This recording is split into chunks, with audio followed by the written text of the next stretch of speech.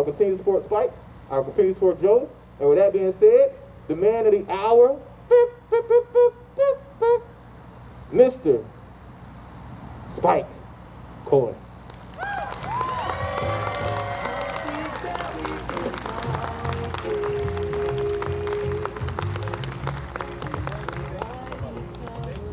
Thank you so much.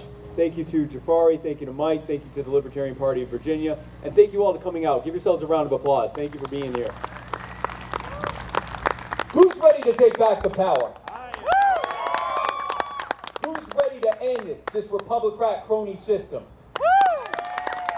Who here is ready to be freer and happier and healthier and stronger and safer and build a better future for our children and their children and their children? Folks, that's why Joe and I are running for president and vice president. Because we have seen what the Republicans and Democrats have done with their exclusive control of every lever of power in government for over 160 years. They've used it to rob all of you. They've used it to rob you of your power. They've used it to rob you of your freedom. And of course, they've used it to rob you of your money. And they've used it to enrich themselves and the well-heeled, politically connected billionaire cronies who have bought and paid for them to be in office. We recognize as libertarians that the only way we are going to get what we want, the only way that we are going to truly be free, the only way that we are going to truly be prosperous, the only way that we are going to fix the mess that we are in right now is to kick these people out of office and replace them with people who recognize that no one can live your life as well as you can when you have your money and your freedom and your power back. That's why we're libertarians, and that's why we're voting for Joe Jorgensen. Folks, who here is sick and tired of watching their loved ones, their neighbors, maybe even yourselves, sign up to protect and defend the Constitution and the American people against all enemies, foreign and domestic, only to be sent overseas by those domestic enemies to fight and kill and possibly die for the benefit and profit of military contractors and central bankers and foreign dictators and drug cartels? Who is sick of that? And who is sick of those who have gone over there to fight, if they're fortunate enough not to come home in a flag-draped casket, often coming home with major health issues like PTSD and traumatic brain injuries and chronic pain, and being subjected to the worst form of health care in this country, the Veterans Administration? Who here is sick and tired of watching the cost of living, everything from housing to health care and higher education and everything in between, spiraling out of control because of the Federal Reserve and other disastrous Republican monetary policies?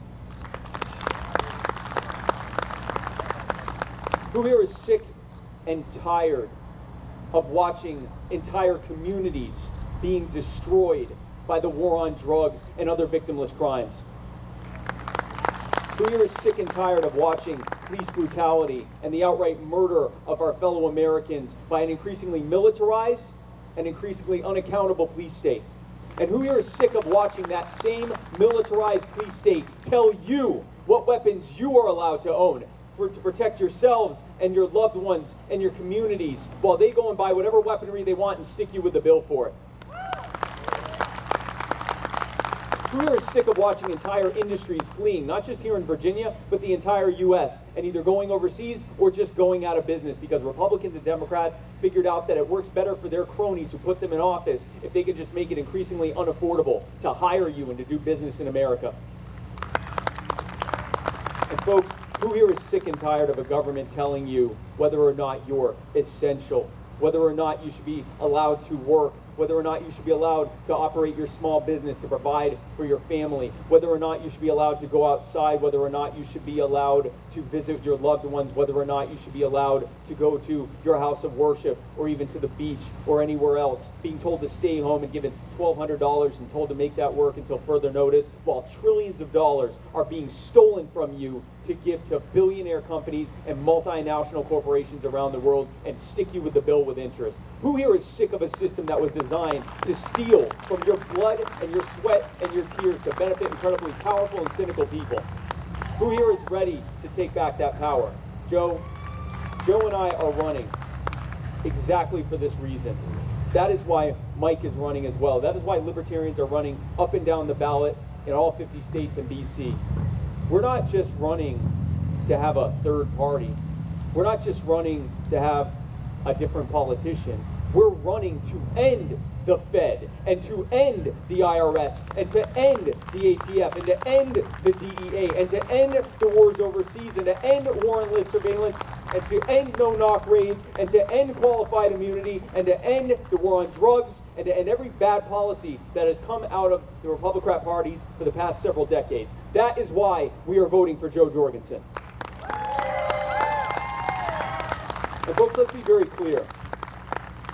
The bad outcomes that we are facing are not unintended consequences that we couldn't have possibly known were going to happen. We knew it would happen. This party has been saying it would happen for the 49 years that we existed. We have said that these policies would lead to these outcomes. They knew this would happen, and they did it anyway, because they want you to be anxious. They want you to be scared.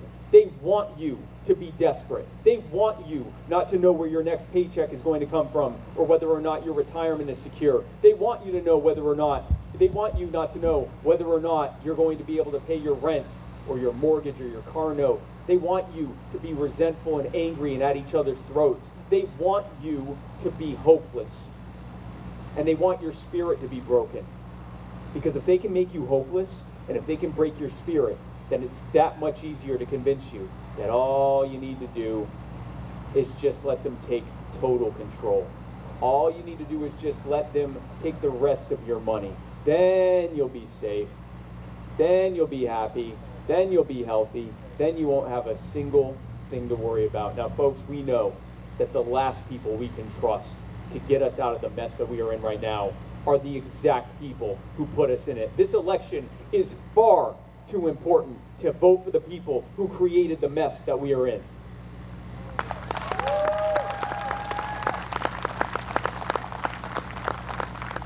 By the way, who here watched that debate last night? Anyone? I'm so sorry. I am so sorry. Thoughts and prayers to all of you. We saw what happened last night. We saw why I wasn't on that debate stage, for the same reason that Joe wasn't on that debate stage. Because if the American people had seen someone up there who wasn't just bad-mouthing the other side that they work with every single day, who wasn't just abdicating their own responsibility for the mess that we're in right now, who wasn't just giving empty platitudes and actually introducing real policies that will really change these issues, the American people would vote Libertarian and they'd never vote Republican or Democrat ever again. That is why Joe wasn't on that stage in the middle of that nonsense. That is why the only other thing that was on there between Pence and Harris was that unfortunate fly who was doing the Joe Biden routine with Mike Pence's hair. Folks, before I talk about my running mate, let me talk about the folks that are asking you to throw your vote away for them. Let's talk for a moment about Joe Biden. Oh, you've heard of him. Joe Biden, name a policy you hate: the war on drugs, the endless wars overseas, the Obamacare mandates, gun control, the 1994 crime bill. Name something bad that has happened from DC, and Joe Biden has either helped write it, helped sponsor it, helped vote it into law, or helped oversee its enforcement during his 8 years in the White House. Joe Biden is one of the architects of every bad policy to come out of Washington, D.C. in the nearly 50 years he's been there, when he's not busy sniffing children. And how fitting that the architect of the militarized police state would pick as his running mate one of its most brutal enforcers. Let's talk for a moment about Kamala Harris, who has the distinction of putting away more people in prison for victimless crimes at the state level than any other person alive. Kamala Harris, who at least twice that we know of, intentionally withheld exculpatory evidence in a capital murder case. Let me say that again. At least twice that we know of, Kamala Harris and her DA office tried to have someone executed that they had evidence that suggested that they didn't do it. And not only did they continue to prosecute that person and try to have them executed, she refused to release the evidence. Even in one case, after she was ordered to do so. Why? Because she didn't want her conviction rate to go down. This is who the Democratic Party has asked you to throw your vote away for. Now let's go talk about the other wing of that plane wreck. Let's talk for a moment about Donald Trump. Oh, you've heard of him too. Donald Trump, the lifelong crony, who has used the power of government to benefit himself at the direct expense of everyone around him. Whether we're talking about him using eminent domain to force widows to sell their properties to him, to build his next failed casino project, and when that casino project failed, using the bankruptcy courts to push as much of his debt onto his poor shareholders and investors as possible so he could walk away with as much of the profit as possible. This is the man who said that he would drain the swamp, only to become the king of the swamp creatures. He said that he would reduce spending, and instead he has spent more money in one term than any other president before him. This year alone, he has signed off on over $6.6 trillion in spending in 1 year. And there are 2 months left to this year, and he is calling for an additional multi-trillion-dollar stimulus package for his crony buddies. He said that he would end the wars overseas and bring the troops home, and instead, there are 15,000 more troops overseas now than there were when he got into office. He said that he would protect our right to keep and bear arms, and instead, he has passed more gun control regulations and executive orders than the last 5 presidents before him, and he has loudly and vociferously pushed for red flag laws in all 50 states, laws that led to the murder of people like Duncan Lemp. And this is who the almost forgot. Talk about his running mate. Let me talk as much about Mike Pence as he has demonstrated relevance during this administration. He had a fly land on his head. This is who the Republican Party has asked you to throw your vote away for. This is who. Yeah, he was great in Johnny Quest. I will give you that, but that was before he ran for office. This is who the Republicans have asked you to throw your vote away for. These are the people who every single election cycle show up and go, hey there, me again. You know all those problems I created? I'm going to solve them, but all I need you to do is vote for me one more time, and I'm going to fix it. Even though I'm actively working to make them worse right now as we speak, if you vote for me one more time, I promise that I'm going to fix it this time. Well, we're not going to throw our vote away. We're not going to waste our vote. Let's talk about an opportunity to vote for something instead of against something. Let's talk about Dr. Joe Jorgensen. That's right. Let's talk about a brilliant, self-made entrepreneur. Let's talk about someone who we don't have to worry about whether or not she'll pass a cognitive test. I'm saddened that that's even a thing that we even have to talk about. It's a very low hurdle, but we jump it with great gusto. Joe Jorgensen. Let's talk about someone who has demonstrated in her life of being an entrepreneur and a lecturer and a professor. Let's talk about someone who has demonstrated that she is ready to lead from day one, not from taking control from you, not by trying to control your life, not by trying to rob you, just the opposite, by giving you your control back, by giving you your power and your freedom and your money back where it always belonged. Because as smart as Joe is, she recognizes that she could never tell you how well to live your life better than you can. She can never make decisions for you and your loved ones and families and communities as well as you can, empowered with your money and your ability to make decisions for yourself again, with the barriers and burdens removed that Republicans and Democrats have put in place expressly to make your life harder and to drive up the cost of doing business and the cost of your living, removing all of those things and putting the power back in your hand. Joe Jorgensen knows, the Libertarian Party knows, that the people do best when we are most free. And that is why we are traveling the country. That is why we are campaigning. That is why we are asking for your vote. We don't seek power. I don't want power. I want you to have your power back. Joe wants you to have your power and your money back. That's why we're voting Libertarian. That is why we are voting for Joe Jorgensen. Folks, Joe and I are working with the Libertarian Party, the Libertarian Party of Virginia, and activists around the country. We are working to build an army for human liberty, fighting for a world set free in our time, and we need your help. If you have not already done so, I ask you to join the Libertarian Party today. Go to lp.org and sign up to join today. The Libertarian Party is the only party that is effectively standing as a bulwark against the Republicrats and their aims for you and your loved ones and your future. Let's be very clear. They aren't resting on their laurels. They aren't happy with the amount of control they have in your life. They want more and more and more. They want your life to be harder and harder and harder. They want you to be more and more and more reliant on them. And they want the cost of living to be higher for you, and they want it to be harder for you to get the health care and the education and the housing and everything else that you need to survive. They want your life to be desperate so that you are reliant on them and so that you never stray from the path that they've set for you. And the only party that is, it's okay, I never feel like you can't clap during my speech. And the Libertarian Party is the only party with the organizational structure and the ability to fight back. We are the only party that is on all 50 states plus DC, and we were able to do that during a pandemic. And we are the only party who has actually earned it, because the Republicrats get on there automatically. The Libertarian Party is the Army for Human Liberty, and we ask you to join us. And once you have done that, I ask you to go to joe20.com. That's JO20.com. And I ask you to sign our volunteer form and sign up to join our team. And if you're able to do so, I ask you to make a contribution. It is your generous donations that allow us to do this bus tour. It allows us to do video ads and radio ads. It allows us to put ads on streaming services. It allows us to take the message directly to the American people every single day across this country. It allows us to do what needs to be done to take the message of human liberty and make it nationwide.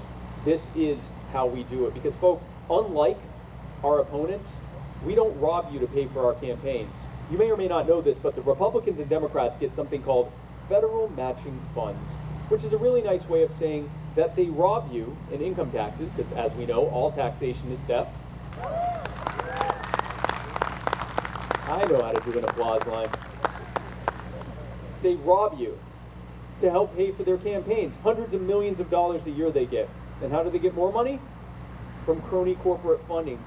Hundreds of millions, billions of dollars. The last time I checked, a couple days ago, Joe Biden and Donald Trump had received around $400 million combined in crony corporate funding. Now, folks, I haven't checked today, but the last time I did check, the Jorgensen-Cohen campaign had received exactly $0 and 0 cents in crony corporate funding for two very powerful reasons. Number one, we'd never accept it. Number two, they'd never give it to us, because they know that when Joe Jorgensen is in the White House, they know when libertarians are in office up and down the ballot across the country, in the federal, state, and local level, they know that their gravy train's over. They know that their days of sauntering into the national capital and state capitals around the country and demanding however many billions or trillions of dollars they got in exchange for putting those politicians in office and just sucking you dry, taking all of your money and sticking you with debt that you have to pay off for the next 40 years with interest, they know all that's over. They know that their days of putting barriers at the regulatory level in place to make it so that you and your small businesses aren't able to grow, that smaller competitors aren't able to compete and threaten their market share, they know that's all over. They know that if they want to continue to remain and do well, they're going to have to pull themselves up by their bootstraps and live within their means like they've been telling the rest of us to do. Well, they've been robbing us of trillions of dollars the past several decades. And that is why we are running. That is why we vote Libertarian, is to end that system. That is why Joe Jorgensen is running, because we know that your life is as difficult as it is, that the mess that we are in is as bad as it is because of those cronies and because of those craven, pandering politicians. We, the Libertarian Party, and you are fighting against the cult of the omnipotent state, and that fight begins now.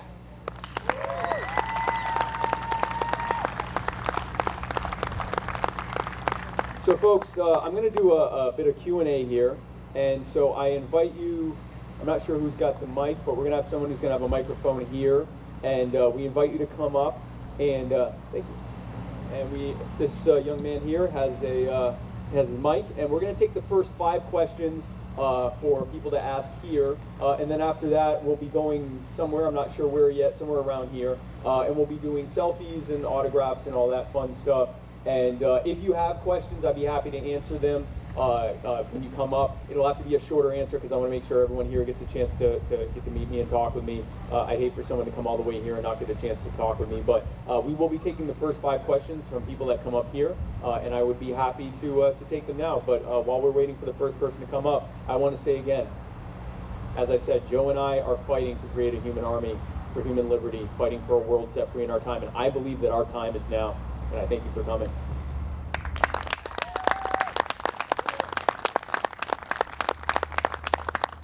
Any other questions? Hey, come on up.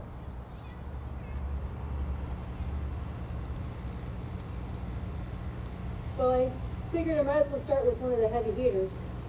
What is your position on serial killers? Are you in favor of the death penalty, or do you think that they should be locked up on the taxpayers' dollar for the rest of their lives? That's a great question. Here is the issue with the death penalty. We have seen how the death penalty gets used. It is often used against those who are the least able to defend themselves. We were talking about the death penalty before. If it were up to Kamala Harris, there would be 2 people who were accused of heinous murders that would be wrongfully executed. The problem with giving the government the power to decide who lives and who dies in that way, rather than locking them up and protecting the public from them, is that if and when they either mess up or intentionally put away someone, there's no way to get that back. If someone is accused of serial murder and it turns out they didn't do it, and they either were railroaded or there was just a big mistake that happened and a miscarriage of justice either way, whether it's 5 years later, 10 years later, 15 years later, if that person's still alive, they can be set free. It doesn't give them their years that they lost back, but they can at least be set free. We don't believe that the government should have the ability to say who lives and who dies like that. And even though it will in times lead to someone being locked up who did something egregious and kept away from the public and it's at taxpayer expense, the cost or the potential of someone dying, and it happens many times that people have been executed and found later to have not done it, that cost is too high. Earlier this year, there was a man named Nathaniel Green. He was accused of murdering 3 police officers, even though they never even tried to say that he did the killing. Someone else did the killing, and the person who did the killing said that he had nothing to do with it. He said Nate had nothing to do with it. The sole bit of evidence that the police department in Alabama had that Nate Green had killed or been a part of the killing of these officers was that he had yelled at them a few hours earlier. That was literally the only evidence that they presented. Nate Green was executed back in either April or May. That is what happens when you give the power the ability to decide whether we live or die. Government often uses its powers against the most marginalized among us. And if one of those powers it has is deciding who lives and dies, they often kill people that didn't have the wherewithal to defend themselves and didn't do anything wrong. Thank you. You have another question? Yeah, come on up.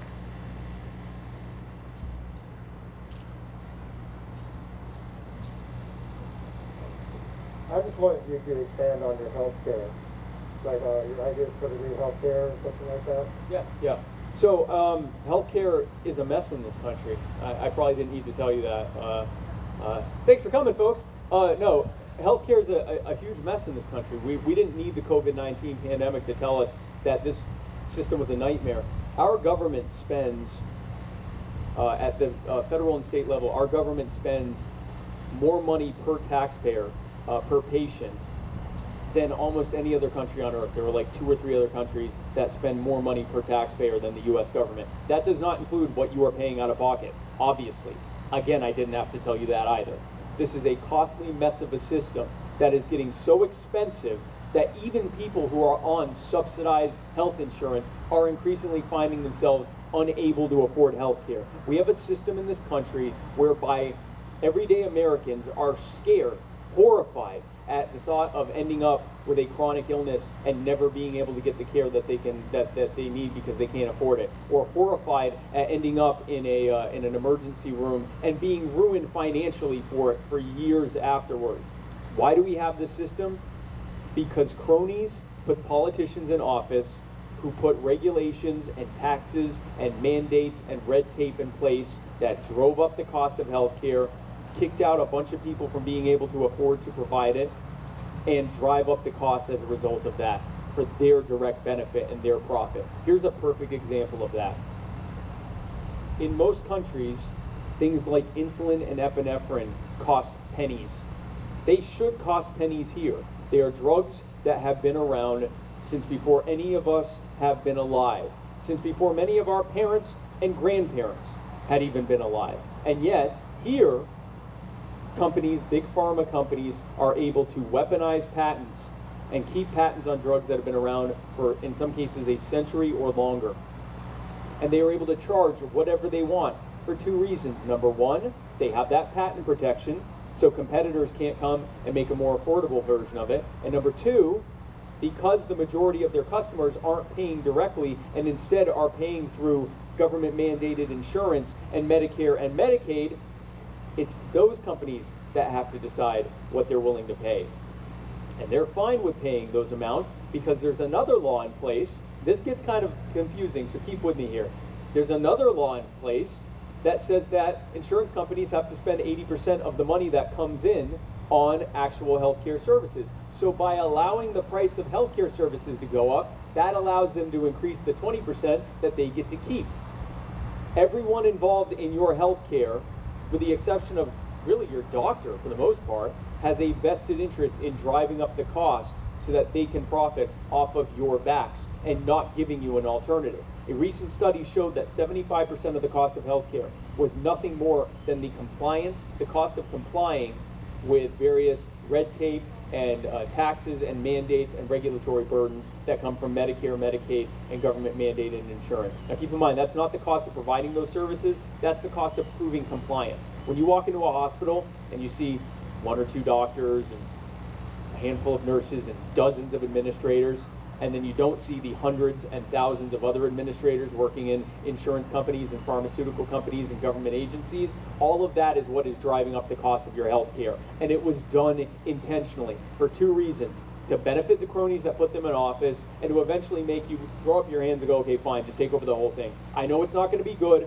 I've seen what the VA is like. It's a total nightmare, but I can't afford it. Just take the whole thing over. And as I said before, those are the last people we can trust to fix this. The answer, as always, is get the government out of it. Get that red tape out of it. Get those regulations out of it. Get those taxes and mandates out of it so that the price equilibrium comes into place, and now those doctors are going to charge what you can actually afford because no one else is paying it, because there isn't some massive bureaucracy leviathan standing behind you that's doing the paying. And also, by removing that leviathan, by removing those patent protections, by removing those mandates and taxes and other red tape and burdens, now it's just you and the doctor. There isn't some invisible army of thousands of bureaucrats that have to be paid off before you can even find out what the service costs. Now it's just your medical providers and you determining what you need and what you can afford. That is what true affordable health care looks like, and it will only happen when we kick the Republicrats and their absurd policies out of office.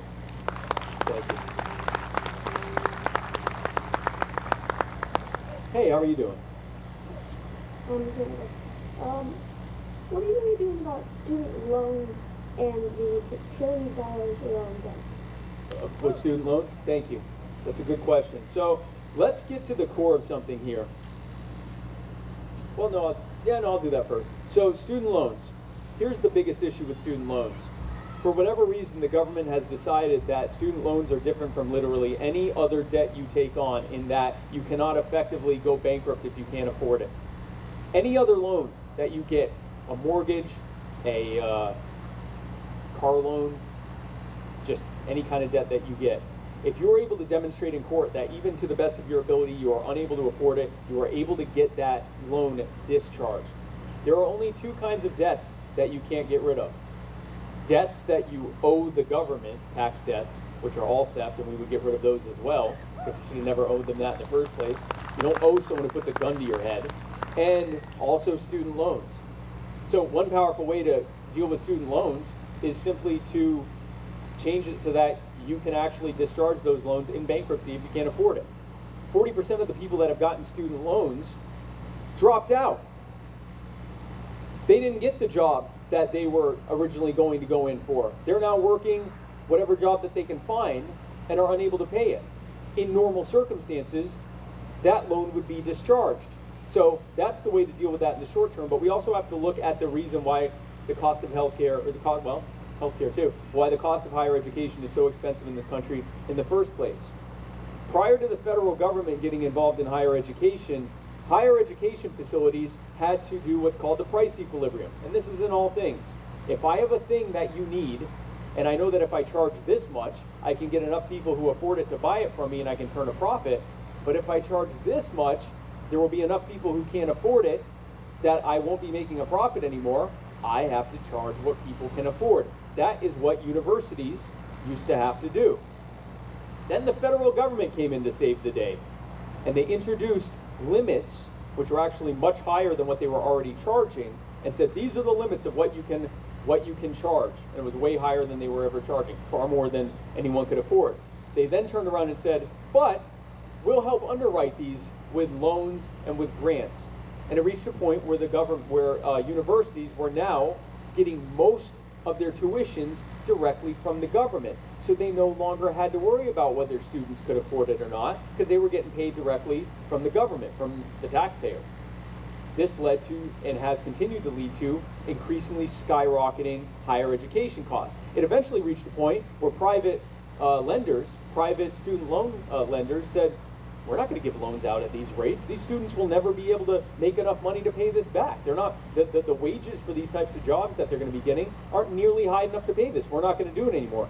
So the federal government stepped in and effectively nationalized student loans so that now they give out loans for whatever the universities say they need, and they make sure that you have to pay it off, even if you are effectively bankrupt.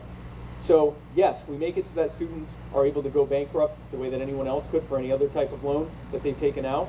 And then we also get rid of the federal involvement in higher education in the first place, which drove up the cost of education to begin with. By doing that, it brings down the cost of what the students can actually afford, and we also get the private lenders back into it, because they're not going to lend out, especially if they know that you can effectively get out of it by going bankrupt. They're not going to lend you for a tuition that's more than what you can effectively expect to be able to pay off in an affordable way. Thank you.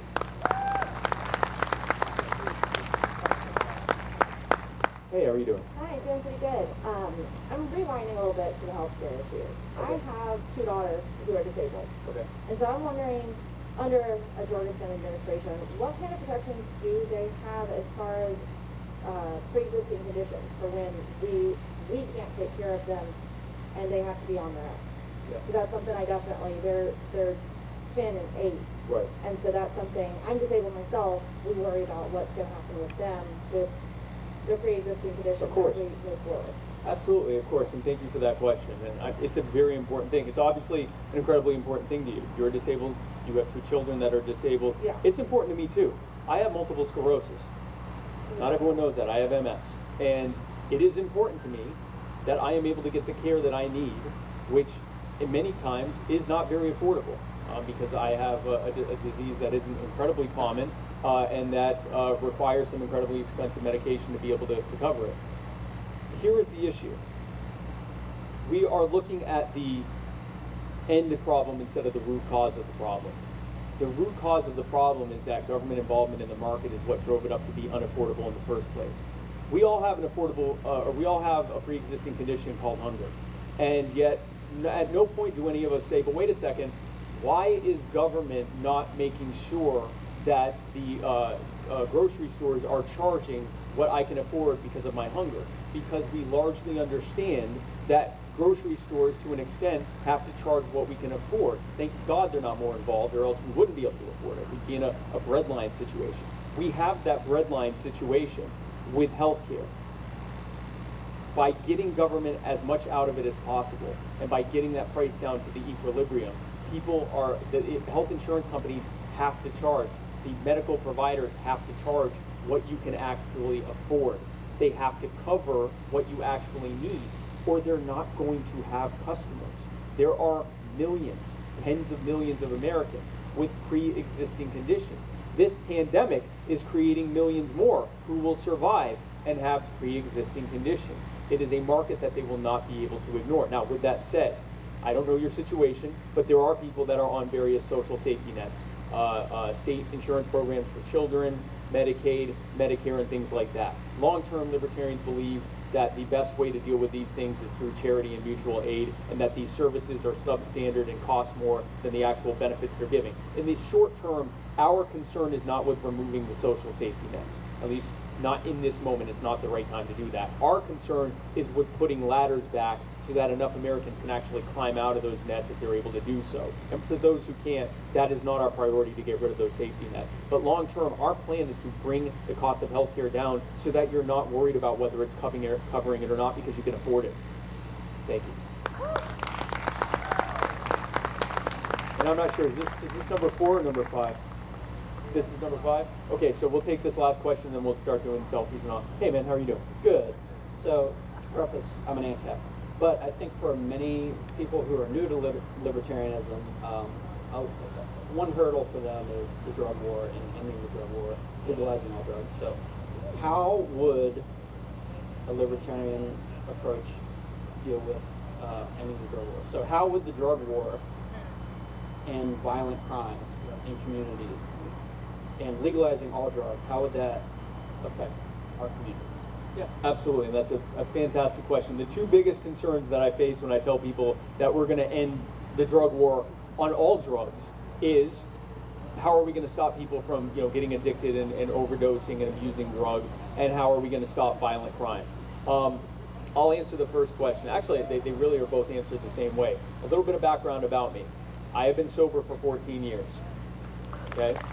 And I honestly didn't say that, but thank you, I appreciate that. That wasn't why I brought it up. I didn't bring it up to get applause or toot my own horn. I bring it up to put in perspective where I come from. I don't think doing drugs is a good idea. I don't think drinking alcohol is a good idea. I don't think smoking cigarettes is a good idea. It's nothing I would do, and it's nothing I would recommend to anyone else. The reason that we need to end the drug war is because we see that it has made everything worse. It has made addiction worse. It has made crime worse. It has made corruption in government worse, and here's how. We don't even need to look at this current drug war to tell us how. We can look at what happened in the 1920s with the ban on alcohol. Back then, in the US, there was a large group called the temperance movement that said alcohol is bad. If you drink alcohol, you're likely to get addicted. A lot of people overdose from drinking alcohol and die. Many of people who drink typically have higher rates of spousal abuse and homelessness and unemployment and so forth. It leads to a lot of bad social things, and frankly, alcohol is just bad. It's not morally right. And so based on that, they made alcohol illegal. Here's what immediately happened. Addiction got worse, because now people who had an addiction problem with alcohol couldn't get any help, because if they told anyone that they were an alcoholic or had an alcohol problem, they'd go to jail. And if anyone heard that someone had an alcohol problem, they could potentially go to jail for being an accessory to a crime. Here's the other thing that happened. A multi-billion-dollar industry was handed to criminals. It was handed to what were previously two-bit criminals who largely made money on the protection racket and running numbers, and now they were given a multi-billion-dollar business.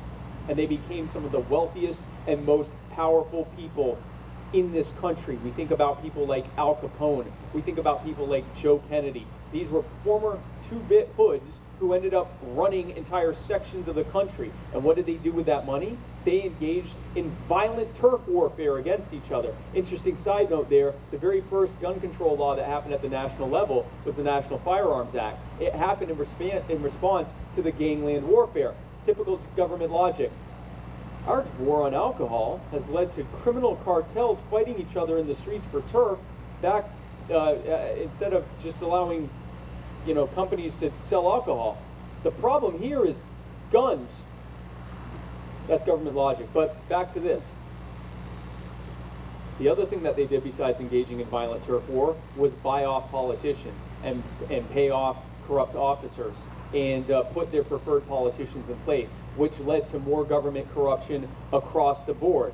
It's a good thing we got rid of the war on alcohol, otherwise we'd be dealing with that right now.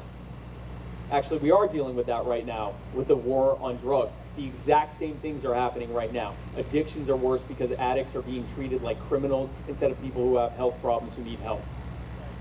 Criminal gangs are given the ability to make hundreds of billions of dollars, so that you have people like El Chapo and other people who are effectively the most wealthy and powerful people in the private sector around the world.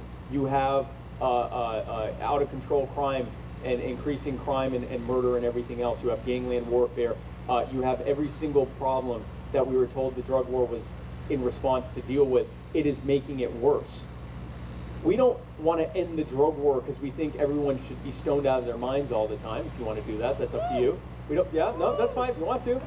Not saying don't. I'm just saying that's not why we're doing it. We're doing it because we want addicts to get the help that they need instead of being thrown in prison and having their lives ruined. We want cartels and gangs to be disempowered and off our streets. We want safer streets. We want fewer addicts. We want fewer people with chronic homelessness issues because of drug addiction. We want people to get the help that they need, and we want criminals to have one less way to make money.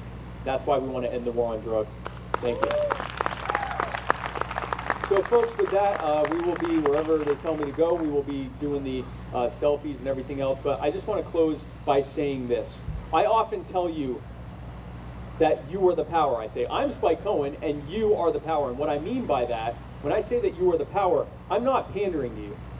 I would never pander to such a brilliant, smart, intelligent, attractive. You look amazing, by the way. Fantastic. You've been working out. Lost weight. You lost it. I see it. I see it, man. I totally see it. I see your gains too. No, I'm not pandering. When I say that you are the power, I mean that you have the power. We have the power working together to change all of this. And you don't have to take my word for it. Listen to the Republicans. When they shame you and try to tell you you have to vote for them, you have to pick the lesser evil and just keep getting more evil. What is it they tell you? You can't vote third party. If you vote for third party, you'll ruin everything we've done. Yeah, that's the point. But they're telling you something there. They don't want you to feel empowered by that statement, but you should, because they're telling you the truth. When you vote Libertarian, when you reach out to your loved ones and your neighbors and tell them and give them an opportunity to vote for someone instead of against someone else, when you tell them how maximizing human liberty is the source and the solving of the problems that we are facing, when we build the movement necessary to win, not just the White House, but every single office up and down the ballot in all 50 states, we will dismantle what they have built. We will take that power and that freedom and that wealth. You can start clapping. You will take that power and that freedom and that wealth that they have robbed from you and put it back in your hands, the people's hands, where it always belonged. That is what we are working for every day. That is what Joe is working for. That is why I am working for. That is what the Libertarian Party is working for. And that is what all of you are working for. Now let's go win this thing. Thank you.